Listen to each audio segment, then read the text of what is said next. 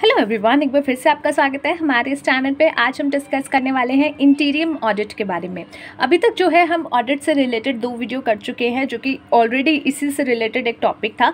इससे पहले जो हमने वीडियो की उसमें हमने डिस्कस किया पीरियोडिक और फाइनल ऑडिट के बारे में, एंड उससे पहले हमने डिस्कस किया था योर कंटिन्यूस ऑडिट के बारे में। आज हम डिस्कस करेंगे इंटीरियम ऑडिट के बारे में। तीनों टॉपिक इंपॉर्टेंट है एग्जाम के पॉइंट ऑफ व्यू से। So let's start the video. But उससे पहले अगर आपने अभी तक हमारे चैनल को सब्सक्राइब नहीं किया है तो जाइए चैनल को सब्सक्राइब कर लीजिए, साथ में अपने छोटे से बेल आइकन को प्रेस कर दीजिएगा ताकि जितने भी वीडियोस हम फ्यूचर में अपलोड करेंगे उसका नोटिफिकेशन आप तक सबसे पहले पहुंच जाएगा। So let's start the video. इंटीरियम audit क्या होता है, उससे पहले आपका ये जानना जरूरी है कि ऑडिट क्या होता है।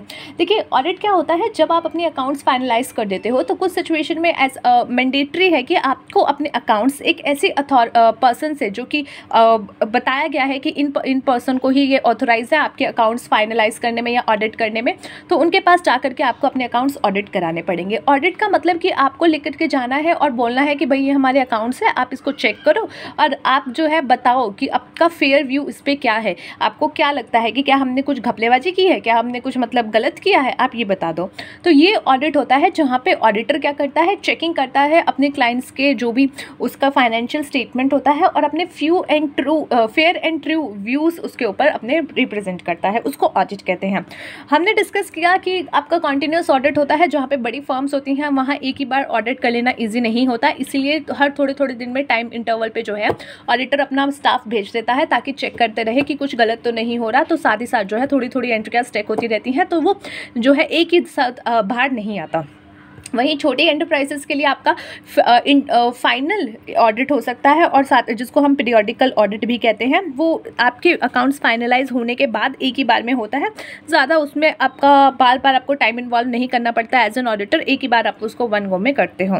Now the next is your इंटीरियम audit. इंटीरियम audit क्या होता है? इंटीरियम ऑडिट जो है ऐसा ऑडिट होता है जो कि कंडक्ट किया जाता है अकाउंटिंग ईयर के बीच में किसी भी स्पेसिफिक पर्पज़ के लिए। अब जैसे कि आपकी कोई बड़ी कंपनी है यानी जॉइंट स्टॉक कंपनी है या कंपनी है जो कि डिविडेंड बांटना चाहती है, उसको लगता है मेरे पास बहुत पैसा आ गया है, मेरे पास बहुत सारे रिजर्व इकट्ठे हो गए हैं, तो जो लोग शेयर होल्डर्स हैं उनमें भी कुछ हम बांट देते हैं ताकि वो भी खुश रहे। ऐसे लाड टपकाते हुए हमारी कंपनी की तरफ ना देखे, तो हमें उन्हें भी कुछ दे देते हैं।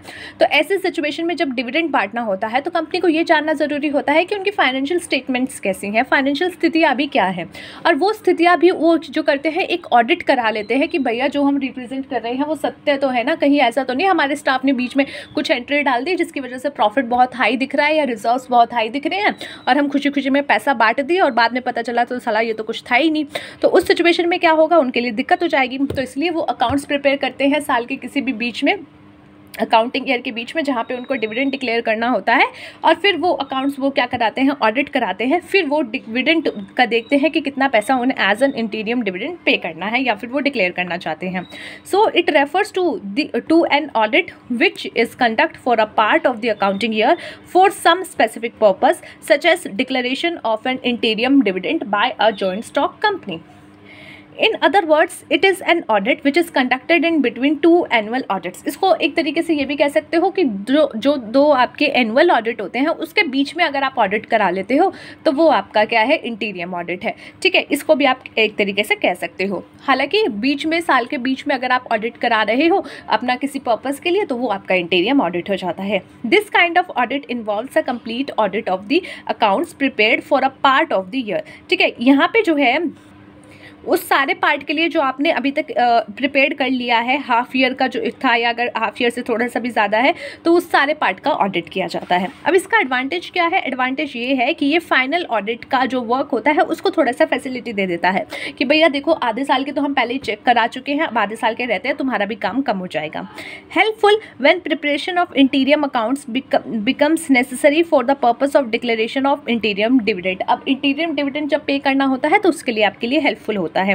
एरर्स और फ्रॉड्स जो होते हैं वो डिटेक्ट हो जाते हैं जल्दी, क्योंकि जहाँ पे आप 1 साल का डाटा उठा करके काम कर रहे हो और वहीं पे 6 महीने का कर रहे हो तो 6 महीने में आपके लिए थोड़ा सा इजी हो जाएगा, साथ ही साथ आप आराम से उसमें जो है डिटेक्ट कर पाओगे एरर्स और frauds.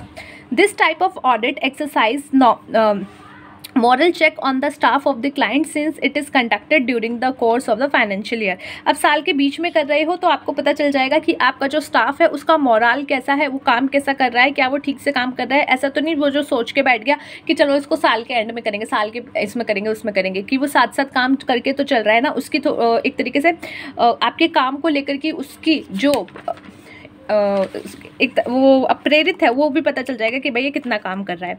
Now what are the disadvantages, chance of, और अब यहाँ पे आपके चांस हो जाते हैं कि आपके फिगर्स के साथ ऑल्टर किया जा सकता है, उसमें फिगर्स भी जो है चेंज हो सकती है। अगर चाहे अकाउंटेंट हो सकता है कि उसमें जो है फिगर्स चेंज कर दे। Which have already been audited can not be ruled out. Since the audit staff are required to make additional note after the completion of interim audit, it puts much strain on the audit staff। यानी कि अगर आपने इंटीरियम audit कर दिया है तो जो staff है जिसने ये इंटीरियम ऑडिट किया है उसको नोट्स लिखना एक एडिशनल वर्क हो जाता है, जो कि उसको एक एक्सेस वर्क है, क्योंकि उसको जब नेक्स्ट टाइम वो पूरा फाइनल ऑडिट करेगा तो उसको उसमें हेल्प मिलेगी। तो इसलिए यहाँ पे जो है आधा काम करके नोट्स लिखना और फिर बाद में 6-7 महीने बाद दोबारा से ऑडिट करना उनके लिए थोड़ा सा इशू वाली चीज़ हो जाती है। इंटीरियम audit involves additional time and work. अब इंटीरियम ऑडिट करा रहे हो तो इसमें क्या है, एडिशनल टाइम भी लगेगा, एडिशनल वर्क भी हो जाएगा। तो ये था आज का छुटका सा टॉपिक जहाँ पे we have discuss about the interim audit. उससे पहले हमने डिस्कस किया पीरियोडिकल और फाइनल ऑडिट, उससे पहले हमने डिस्कस किया कंटिन्यूअस ऑडिट। तो तीनों वीडियो आप जो है अच्छे से देखिएगा, ठीक से देखिएगा, बहुत ज़्यादा हेल्प करेगा आपके एग्जाम में। तब तक के लिए मिलते हैं नेक्स्ट वीडियो में अगले टॉपिक के साथ। तब तक के लिए take care of yourself and take care of your health and चलिए बाय बाय।